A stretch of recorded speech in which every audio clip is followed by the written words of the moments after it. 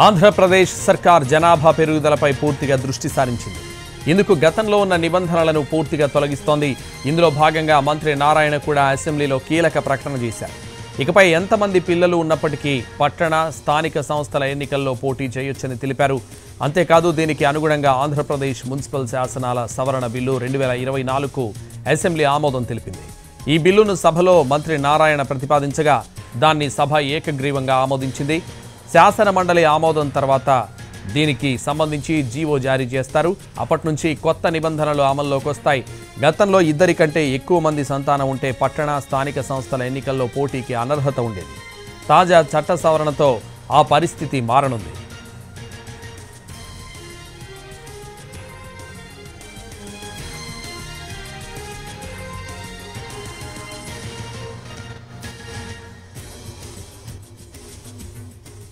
ఆంధ్రప్రదేశ్ సర్కార్ జనాభా పెరుగుదలపై పూర్తిగా దృష్టి సారించింది.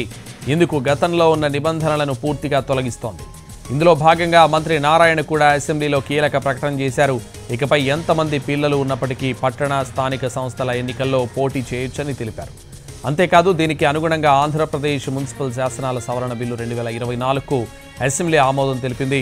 ఈ బిల్లును సభలో మంత్రి నారాయణ ప్రతిపాదించగా దాన్ని సభ ఏకగ్రీవంగా ఆమోదించింది.